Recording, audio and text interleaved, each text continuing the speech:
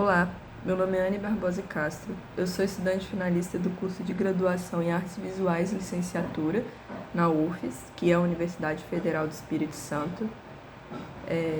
Eu enviei para o evento, por um TRIS, um artigo chamado A Representação da Velhice na obra de Leonora Carrington.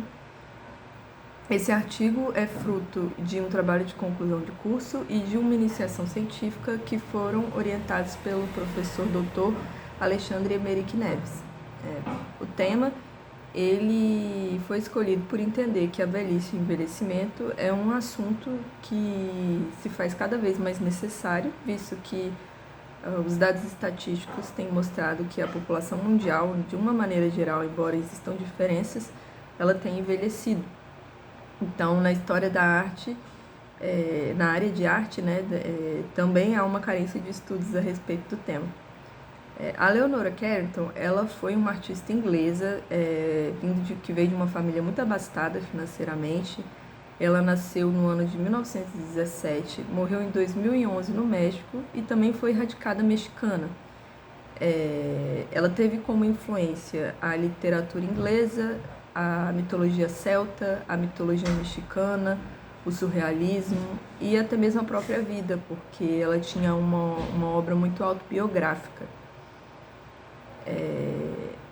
Ela foi uma artista também muito multifacetada, ela trabalhou com pintura, com literatura, fez parte de um grupo de teatro. Então, foram escolhidas 3 obras dela com representações de mulheres idosas.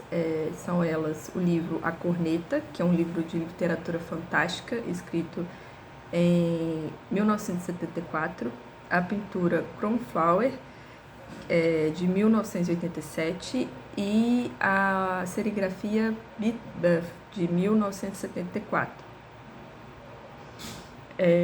Ambas têm em comum uma representação positiva das mulheres idosas. Em A Corneta, a narrativa se passa em uma temporalidade um pouco caótica, que se assemelha com a temporalidade que a gente observa nos sonhos, no delírio, na memória, na lembrança, na imaginação, que conversa também com o surrealismo, né? Essa união entre o real e o sonho, borrar essas fronteiras entre o que é real e o que não é, e também conversa com a própria literatura fantástica, né?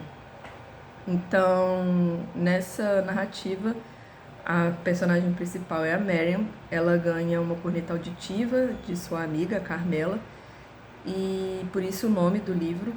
E depois ela é colocada pela família em um asilo, onde ela interage com várias outras mulheres também idosas. A Marian tinha 92 anos, e tanto a Marian quanto todas as outras personagens são mulheres extremamente ativas, que ficam o tempo todo, sobe dessa escada, corre.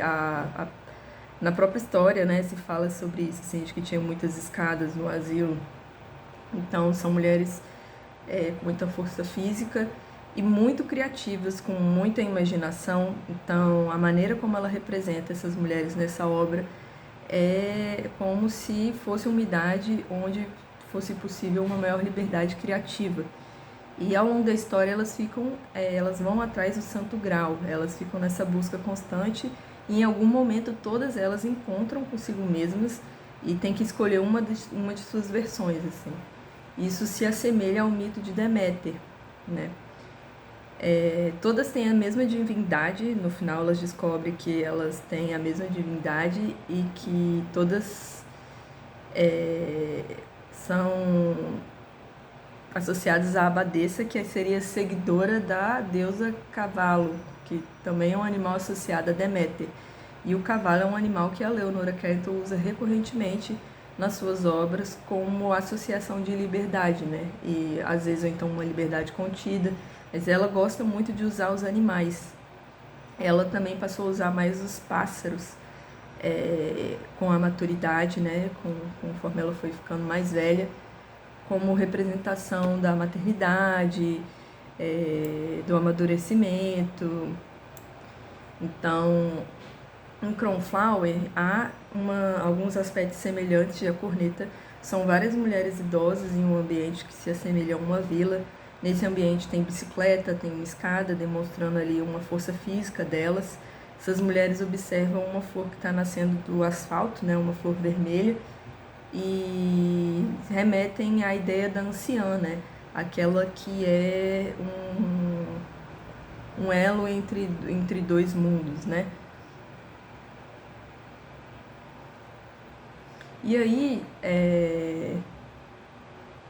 elas funcionam também como uma simbologia para um renascimento criativo, né? Esse nascimento dessa flor vermelha. E em Be Buff, ela representou também duas mulheres idosas dando banho, né, em um pássaro vermelho, no primeiro plano, e uma delas utiliza uma máscara, a outra não. E ao fundo temos uma pessoa com um corvo, segurando um corvo, e mais ao fundo uma fachada de uma casa que se assemelha à casa que Leonora Carrington morou quando morava com os pais. E os pássaros, né, para a artista, era um símbolo de renascimento, de transformação, da maternidade, do envelhecimento.